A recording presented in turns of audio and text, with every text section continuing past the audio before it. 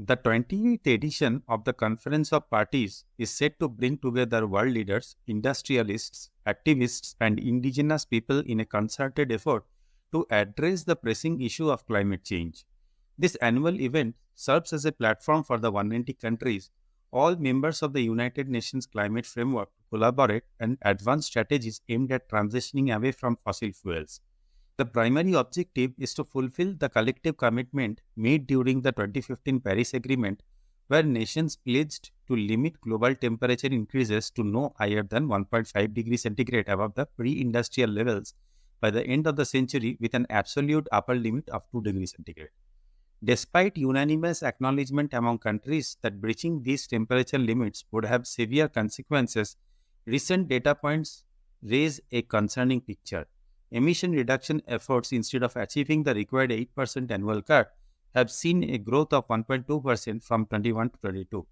This alarming trend, if not addressed promptly, could result in a global temperature increase of 2.5 to 3 degrees centigrade by the end of the century, significantly surpassing the agreed upon targets.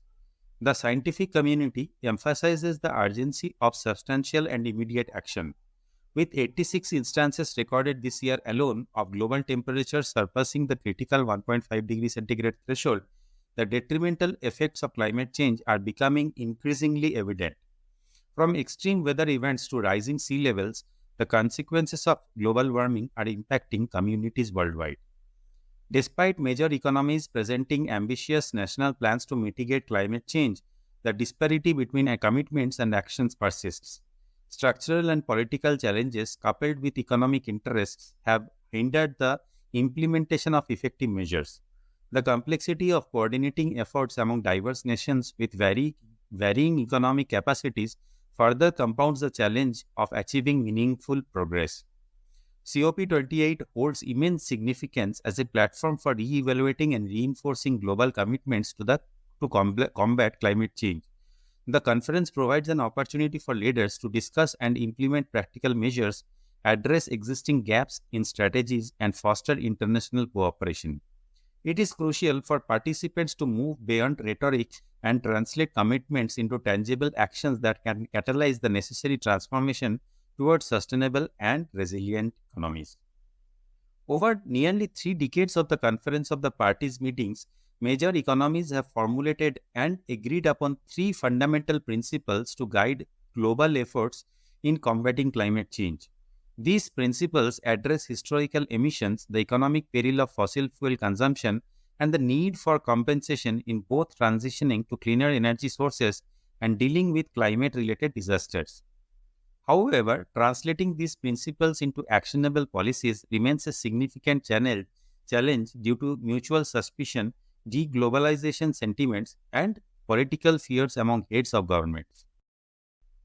The principles established are: countries that rapidly industrialized in the 20th century are recognized as having disproportionately contributed to carbon emissions. The acknowledgement of historical responsibility implies that these nations must bear a greater burden in reducing emissions, considering the population sustained during their industrialization. Achieving equity in emission reduction targets remains a contentious issue requiring delicate negotiations and compromise. The danger of economic growth dependent on fossil fuel consumption is acknowledged despite its initial cost advantages compared to renewable energy. The challenge lies in transitioning to cleaner alternatives without compromising economic development. Balancing economic interests with environmental sustainability remains a critical issue, especially for major economies heavily reliant on fossil fuels.